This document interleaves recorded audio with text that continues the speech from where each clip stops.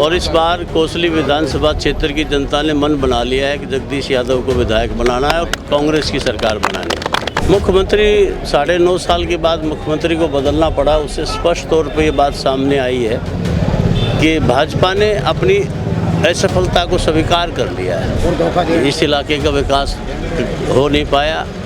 जो इन्होंने पोर्टल बनाए, फैमिली आईडी बनाई, सबसे लोगों को निराशा मिली है।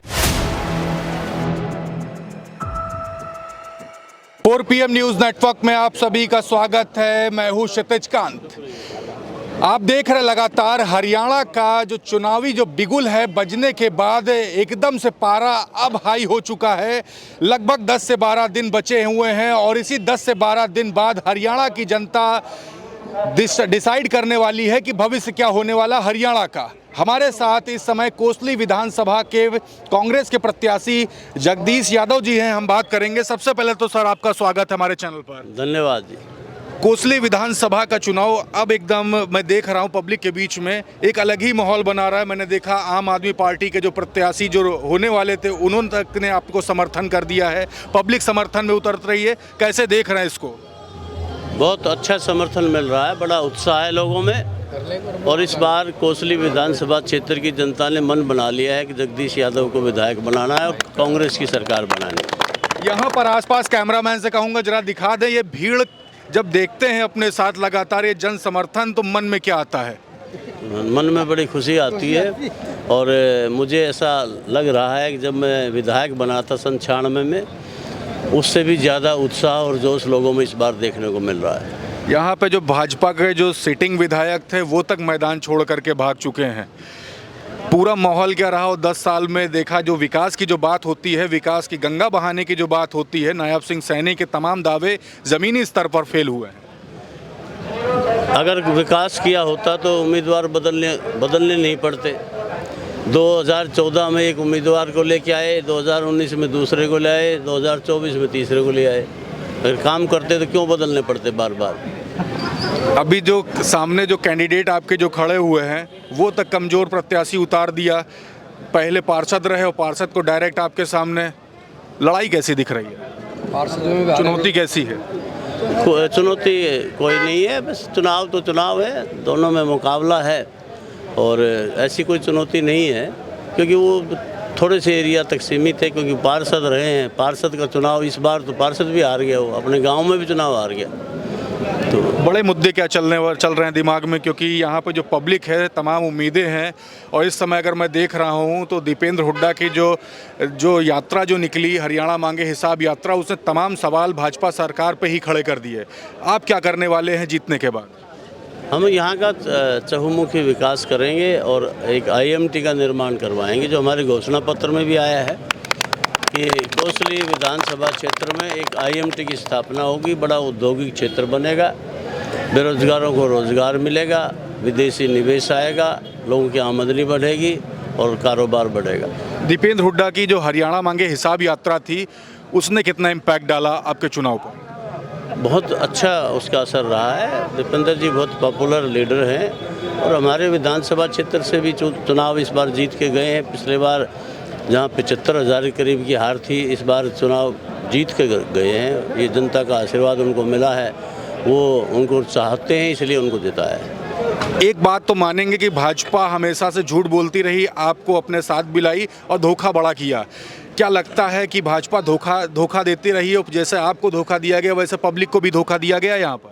हाँ, तो आपके सामने है कि पब्लिक उससे निराश है इस 10 साल के राज से। 50,000 लोगों को धोखा दिया है। तो इसलिए 50,000 लोग जुड़े हुए हैं। 50,000 जो इनके जो निजी समझो कि वर्कर थे ना, वो जुड़े हुए थे इनसे, उनको धोखा मिला है। देखिए आपके समर्थक ही हैं, कह रहे 50,000 लोगों को धोखा दिया गया आपके साथ में। और तो बार 2019 में हम दावेदार थे, चुनाव लड़ना चाहते थे, जनता चाहती थी मैं चुनाव लड़ूं। भारतीय जनता पार्टी ने टिकट नहीं दिया तो हम चुनाव उस समय नहीं लड़ पाए। ये भरोसा कांग्रेस पूरी तरीके से आप पर जता रही है और ये जो लहर है, इस लहर में कितनी मार्जिन आप देख रहे हैं? कितनी मार्जिन से यहाँ से निकल रहे हैं? बहुत अच्छे वोटों से चुनाव जीत रहे हैं, बड़े अच्छे मार्जिन से जीत रहे हैं। 96 के चुनाव जिस समय विधायक थे और अभी के चुनाव, दोनों में फ़र्क क्या देख रहे हैं? क्योंकि ये 10 साल में मुख्यमंत्री तक के बदला गया है सरकार में। मुख्यमंत्री 9.5 साल के बाद मुख्यमंत्री को बदलना पड़ा। उससे स्पष्ट तौर पर ये बात सामने आई है कि भाजपा ने अपनी असफलता को स्वीकार कर लिया है कि अगर सफलता होती तो क्यों बदलते हो चुनाव के समय आकर। उनकी असफलता रही है, इसलिए सरकार हर मोर्चे पर विफल हो गई है, लोगों में निराशा है, इसलिए उन्होंने बदलने का काम किया। उन्होंने सब कुछ बदल दिया। उप मुख्यमंत्री था उसको हटा ही दिया, प्रदेश अध्यक्ष था उसको बदल दिया, लेकिन अब बदलने से कोई फ़र्क नहीं पड़ने वाला। जनता ने मन बना लिया है कि भाजपा की सरकार को बदलना है। मान रहे हैं कि भाजपा के जो तमाम जो शीर्ष नेतृत्व हैं, चाहे दिल्ली की बात कर लिए, दिल्ली दरबार की, चाहे हरियाणा दरबार की, कांग्रेस की इस लहर से डर गए हैं। हाँ, कांग्रेस की लहर चल रही है हरियाणा प्रदेश में। कांग्रेस पार्टी की सरकार बनने वाली। भाजपा को डरा हुआ मानते हैं? हाँ, डर तो होता ही है जब ये चुनाव हमारे पक्ष में आ रहा है और 2/3 बहुमत मिलने वाला है कांग्रेस को। मार्जिन क्या देख रहे हैं? मार्जिन बहुत अच्छा मार्जिन है। अच्छा मार्जिन। अच्छा, तमाम लोगों से आपकी बात भी होती होगी। यहाँ पे पब्लिक के सबसे बड़े मुद्दे क्या हैं? क्योंकि 10 साल का हिसाब सभी मांग रहे हैं। बड़े मुद्दे क्या हैं जिस पर पब्लिक बात कर रही है? सबसे बड़ा मुद्दा है बेरोजगारी और विकास। इस इलाके का विकास हो नहीं पाया। जो इन्होंने पोर्टल बनाए, फैमिली आईडी बनाई, सबसे लोगों को निराशा मिली है। आखिरी में क्षेत्र की जनता से क्या कहेंगे? सभी आपको सुन रहे हैं। मैं सबसे अपील करता हूँ कि मेरा संघर्ष बहुत लंबा संघर्ष रहा है और पिछले 24 साल से तो मैं सत्ता से बाहर रहा हूँ, परंतु मैं अपनी जनता के सुख दुख का साथी हूँ, उनके दिलों में बसता हूँ। उनसे हाथ जोड़ के मैं विनती करता हूँ, इस बार किसी तरह की मुगालते में मत रहना कि हम चुनाव जीत रहे हैं। सारे भाई गांव-गांव जाएं, घर घर जाएं और मतदाताओं से संपर्क स्थापित करें, ज़्यादा से ज़्यादा समर्थन हासिल करें और सबसे मिल कर के जीत सुनिश्चित करें। अपने अपने गांव को संभालो और अपने अपने गांव में जीत करवाओ। मुझे अपने बूथ से, अपने गांव से जिता के भेजो और अब गांव में डट जाएं सारे और अपने गांव को संभालते हुए मुझे उस प्रत्येक गांव में जीत दिलवाएं। बिल्कुल, तो आप जगदीश जी को सुन रहे थे। 2024 का विधानसभा चुनाव धीरे धीरे अब नज़दीक पहुंच रहा और साफ तौर से आप देख रहे हैं कि जिस तरीके से भाजपा सरकार में धोखा दिया गया और जो कुछ भी हुआ उसको लेकर के भी चर्चा हुई। कैसी लगी पूरी परिचर्चा आपको कमेंट बॉक्स में लिखते रहिएगा और जुड़े रहिएगा 4 PM न्यूज़ नेटवर्क के साथ ग्राउंड रिपोर्ट के लिए। मैं हूं क्षितिज कांत, कैमरा पर्सन शुभम के साथ। धन्यवाद।